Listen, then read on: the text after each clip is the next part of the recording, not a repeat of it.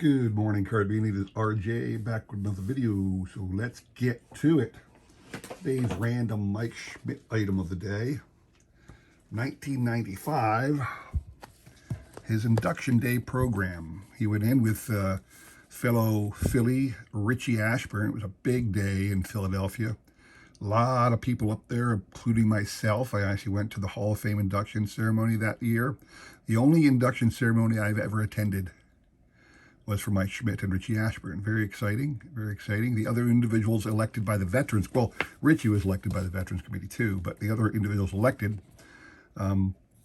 baseball pioneer William Hulbert, he was elected the first president of the National League back in 1876, when it went from a league of clubs or players to a league of clubs, and the owners took control back in 1876.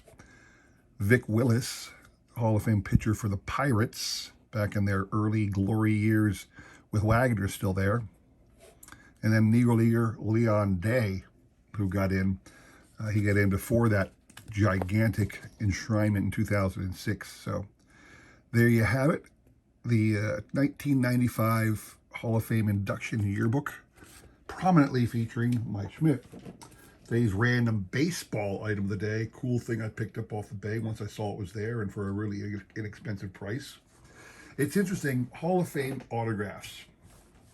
If you want a Hall of Fame autograph, they're very inexpensive of certain players on certain products. So what I mean is, I know that there's, if you look on the bay, you'll be able to find cards autographed by big name Hall of Famers for like, less than 20 bucks if they are the Nabisco mail-ins. So Nabisco had a deal with various players in the early 90s for 2 years, and they cranked out a whole bunch of cards of big name Hall of Famers. Frank Robinson, for example. And because they're this card of a Hall of Fame player with airbrushed logos, with the card that looks like Nabisco advertising and whatnot, the autograph card itself is less than $20 on almost every one of these guys. And Frank Robinson, right now, I've been watching this for months. There's a card on the bay for 12 bucks for that Frank Robinson autograph card.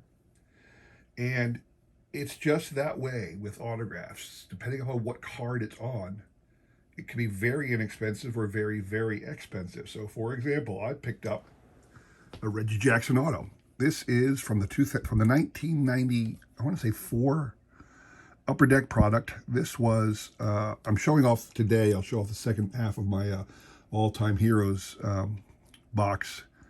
But this is another Heroes of Baseball box, Upper Deck authenticated, and there were 4 players who signed cards for that product. Reggie being one of the spokespersons. Did it on this card. There's several of these out there. You can get a lot of them. I don't want to say a lot. I think the print run is 1,000, if I remember correctly. So it's got a serial numbered, authentic piece of card here. It's card stock telling you all about the product and everything. And then if you look at the number 43796 on the back of the card, 43796, so you can verify that this is, in fact, a limited edition autograph of Reggie. Number 2000, it's not number 2000, but the print run was a stated print run of 1,000, okay? If I wanted the card from the Upper Deck Heroes set, it wouldn't be, I think I got this for like under 50 bucks, probably like 40. It wouldn't be $40. It'd be damn near $1,000 for that same, for another Reggie auto. But it's, and I think the print run on that was like 2,500.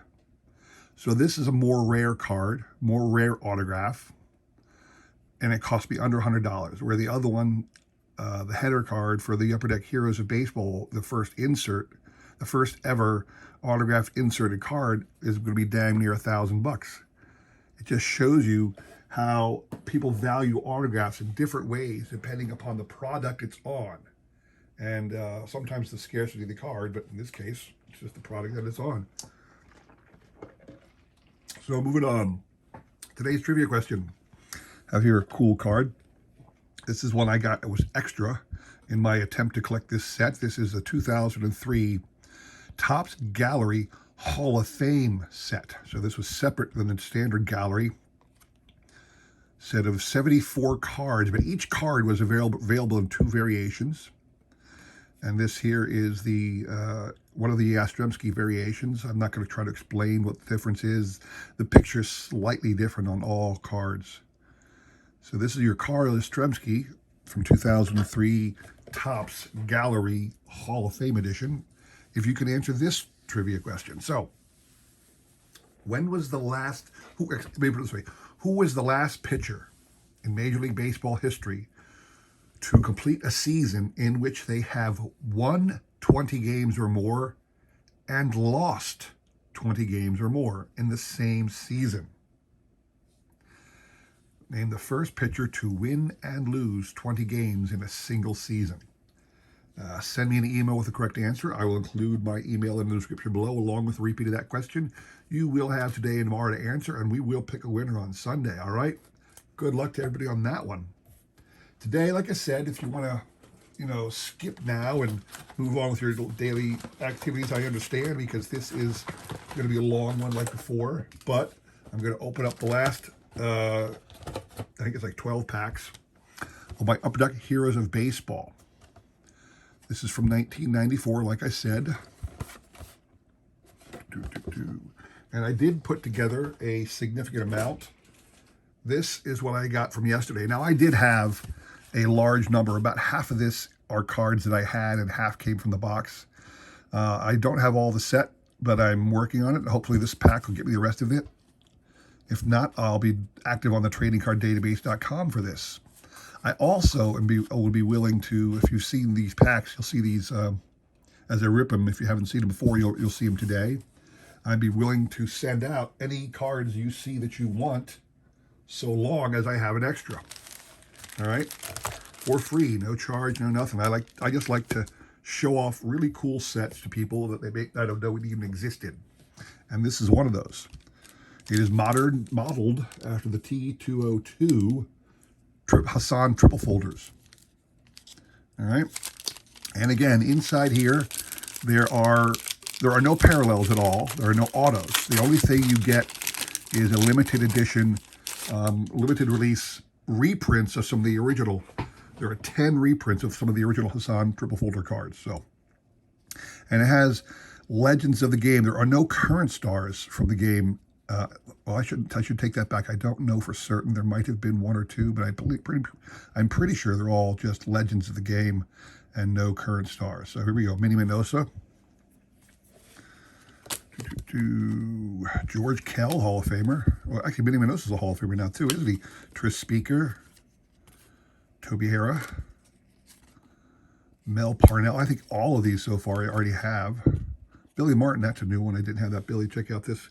It's one of the great things about this. Some of these photos in the center are pretty damn good. Pretty cool action pictures. Mickey Lolich. If you didn't see the back before, I'll take a moment here and show you the back. The main base cards come with a panel that talks about what the baseball assistance team is, a bio on the player, and then a little bit more about the player in the middle. That's what the base cards look like. There are some art cards we'll see in a few seconds. Here you go. This is one of those art cards. What you get is a picture in the middle of a group of players, 2 or more, that has some connection, and the panels will change, and the center image stays the same, and then they put the bio on the back as to why these 2 were linked together as far as the manufacturer of the set was concerned. Frank Chance from Tinker to Everest Chance. Buddy Biancalala. That is an odd choice to throw in there, but that's what I kind of hate. I'm getting a lot of this where I get the same card in a pack that I open. I don't understand how that's even possible. How do you collate a product and get multiple copies of the same card in a pack? In a box, I can understand. You're doing packs. You don't have any control of what packs get what cards in them. But anyway, Ralph Garr, great one. I don't think I had Ralph yet. Well, I am getting a couple new ones. Jeff Burrows, Gil Hodges. I had a couple Gil Hodges. Melot. Yeah, I've had a couple Melots. See, I'm back to getting a lot of ones I already had. Andre Thornton, Al Oliver, who should be a Hall of Famer. Sad to see Al Oliver's not in the Hall of Fame yet. Alvin Dark, that's a cool little, this is like staged, obviously. Like a guy's hand is tossing it. Al's just kind of picked his left leg up and has got his toe on the bag and holding the ball. That is so staged. But you can see here, at one time, Alvin Dark played for the Phillies. Woo! Bobby Grich. Jack Billingham, longtime Reds pitcher. Rico Carty. Joe Sambito from the Astros. I remember Joe Sambito. We beat his ass in the playoffs in 1980. And then Hornsby and Williams. This is what I'm talking about, the art cards. When they couldn't get contemporaries together in a photo, they just do a rendering in order to produce the card and something else. I think, like I said, there are only 165 cards in this set. It wasn't a big hit because of the size of the cards. People don't have these pages too often, so not a lot of people bought it. Love this Wally Moon with the big unibrow. Love Wally Moon. Love the Jeff Burrows. Elroy Face. I love the top hat. The Pirates top hat is pretty cool. Another Melot. I got a lot of Melots. Earl Wilson. Don't know Earl. Not a person who remembers much about Earl. Love my Robin Roberts. Phillies Hall of Famer. Ray Boone. Check out that action photo. This is Bob's father and Aaron and Brett's grandfather, Ray Boone. If you're a fan of the Yankees and you know your manager Ray Boone or Aaron Boone, this is his grandfather. I think Ray Boone passed away a couple years ago. Ken Holtzman. Larry Dierker, Hall of Fame, Astros. He's in the Astros Hall of Fame. They retired his number. Sam McDowell. Here's an awesome one. Dave Cash from the Phillies, although he played with a number of other teams. Lou Boudreau. I love the picture on the panel where he's shouting. He was manager of those 48 Indians who won the World Series. Lou Boudreau. Played for at least one other team late in his career, but primarily known as an Indian. And if you go to the Hall of Fame, that's who he'll be representative of. Love Phil Garner in the Pillbox Pirates cap. Used to love the Pillbox Pirate hats and Pillbox hats. Phillies did it once briefly, but didn't catch on at all. I don't think anybody wears Pillbox hats, certainly not regularly like the Pirates did. Whitey Ford, Hall of Famer. Tris Speaker. Rick Farrell, little-known Hall of Fame catcher. Was a well-respected catcher back in the day. Kind of like your Yadier Molina of the times. He was borderline Hall of Famer, but well-respected. Bill White. I think Yadi will get in just because he's so beloved. Here you go. This is a perfect picture for Mark Fidrich. He's on his knees, manicuring the mound by hand. That is a perfect picture for Mark Fidrich. Bob Allison. Joe Tinker, your Tinker's Everest Chance group. Interesting here, though. Take a look at that. The image on this card is from the Federal League days. It calls out the Feds. That little that forgotten league from 1914 to 1915, the Federal League. And they had Tinker on that one. Johnny Logan. Don Buford. And Steve Blass again. Steve Blass was he was an announcer for the Pirates for several years. I'm not sure if he's still doing it. Decent pitcher, nothing, certainly not a Hall of Fame quality pitcher, but a decent pitcher for the Pirates. Here's your base card of Rogers Hornsby. This is an awesome one. Mantle and Mays. Mantle and Mays. I think it talks about them. Yeah, center field stars. That's a really, even though it's like a worthless card, these cards have no value, really. It's still a damn cool card, isn't it? King Carl Hubble. I like that it says King of the Hill because that was his nickname, King Carl. Here's your base, Walter Johnson.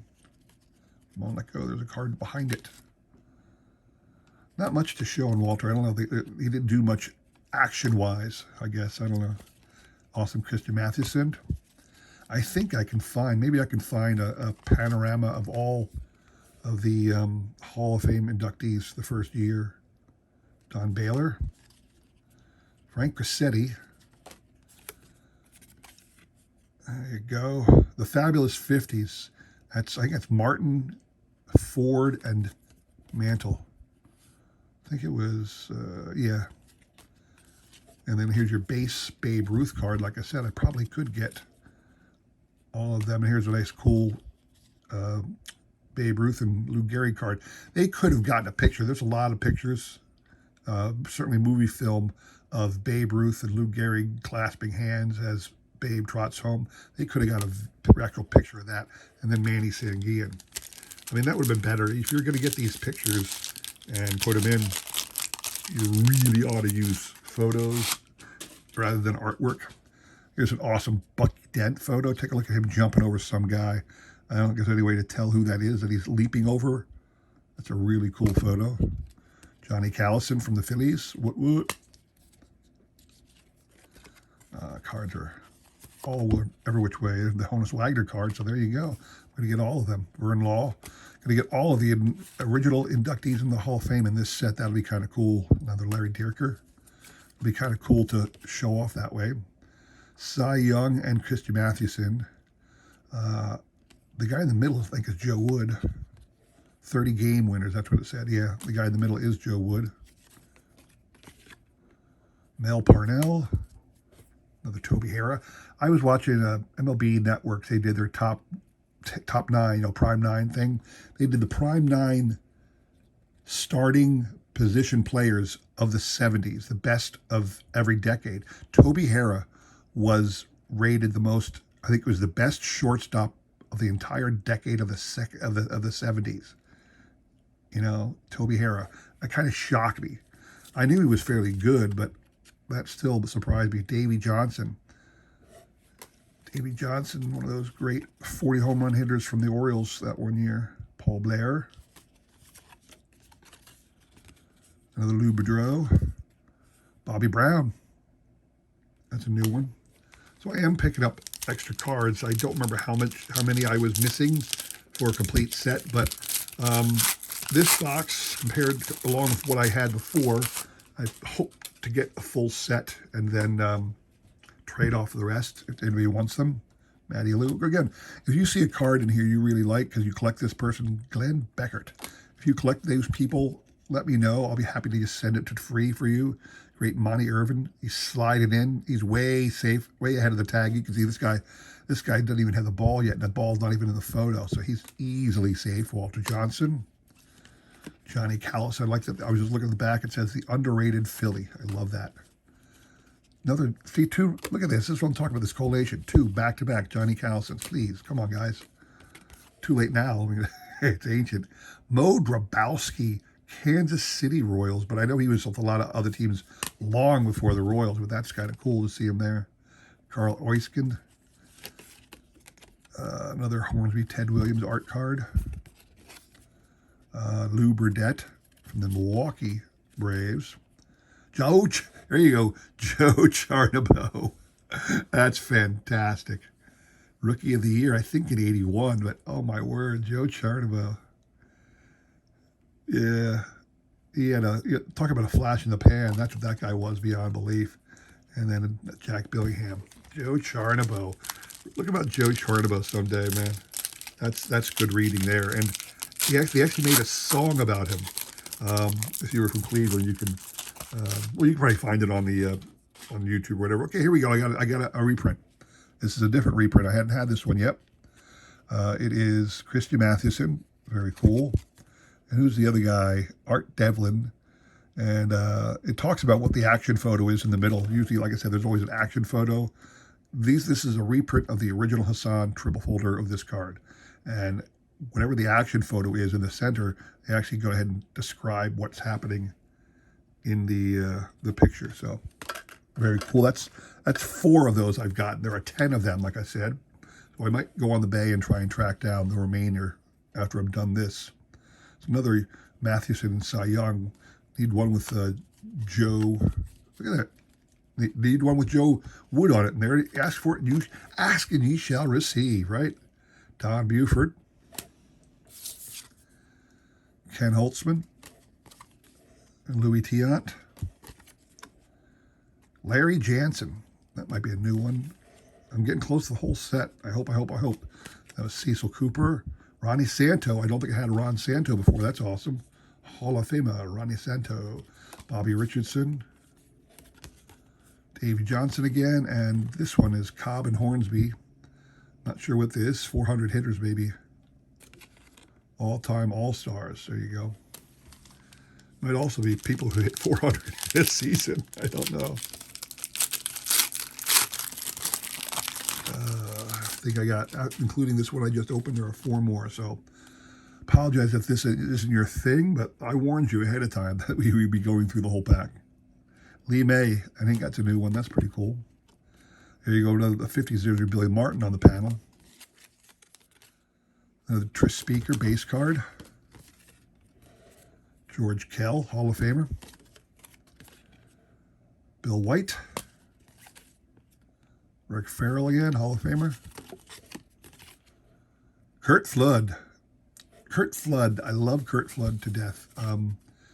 He was on the Cardinals for the longest time, and then when they traded him to the Phillies, he refused to report. First of all, he didn't want to go. His life was in St. Louis, and he knew he didn't want to be any part of Philadelphia. I can't blame him. The Phillies stunk it up back then.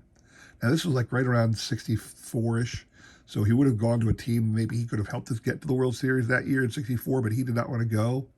So he was the first person in a long time to challenge the reserve clause. Took it all the way to the Supreme Court, I believe, and lost.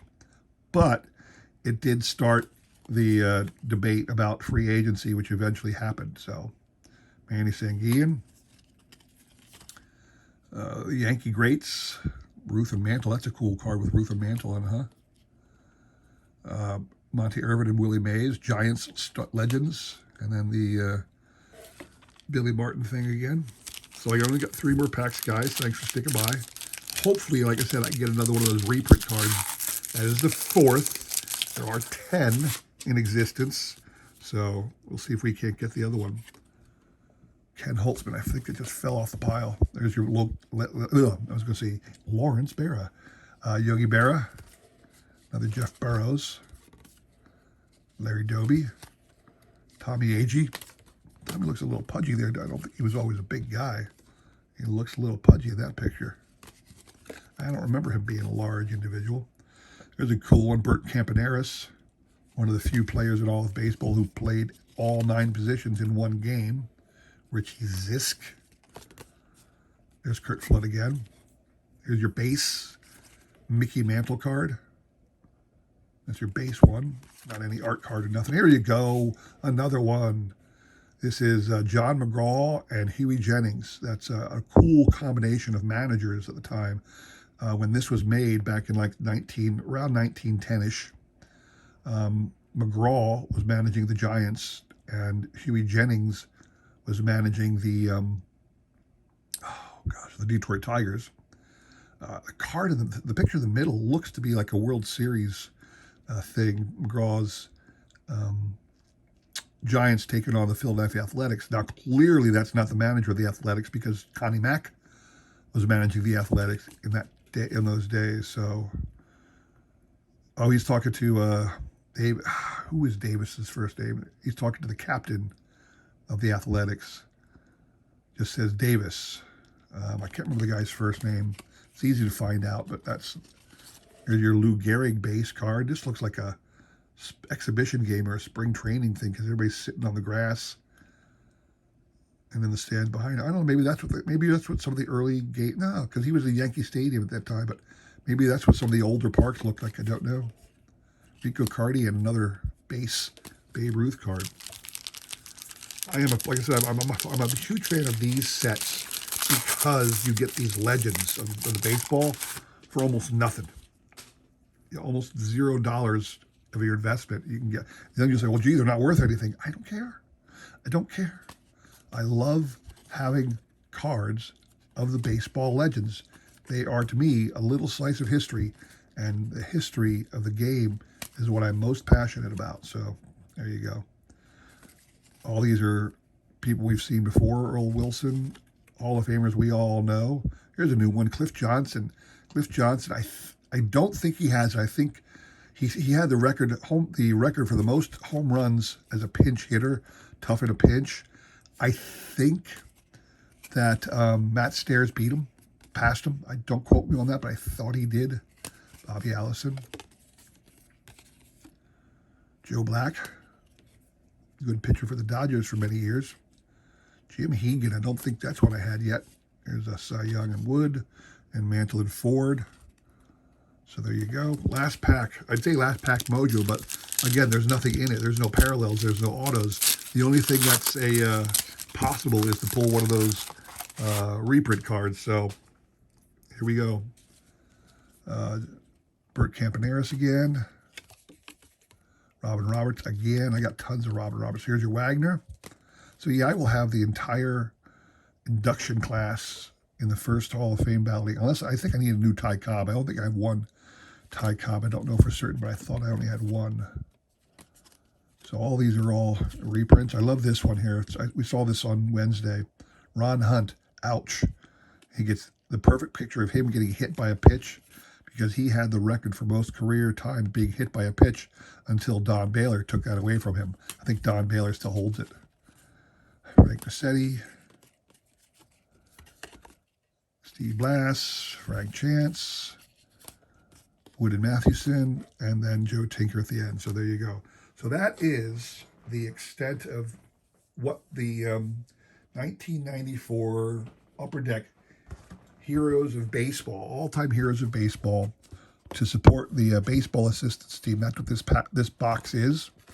That is what the set looks like. Again, there are no parallels, no autos, no serial numbered cards, just the base cards plus a few random reprints of the original Hassan triple folders of T206, T202. So again, I apologize if this isn't your thing. This is certainly right up my alley to get card sets that celebrate the all-time greats. I am a big fan. Someday I might try and get one of the 60 and 61 Leaf or Fleer, great all-time greats. Even that a card from the 60s with some of the biggest names in baseball can be had for relatively, comparatively speaking, a few dollars. So I might undertake that trip someday. Anyway, I hope you enjoyed that. If you did, please consider like, subscribing, commenting, and all that jazz. I really do appreciate your support as I try my best to support everybody else in this great card community. I'm going to start planning now for the National. So if anybody sees this and they're interested in, teaming up for hotel, all that stuff, let me know because I'm going to start planning now. I remember listening to Blue Jack in 66. He said he made reservations a year in advance. So we'll see. Anyway, thanks for watching. Come back again on Sunday for the recap. Take care.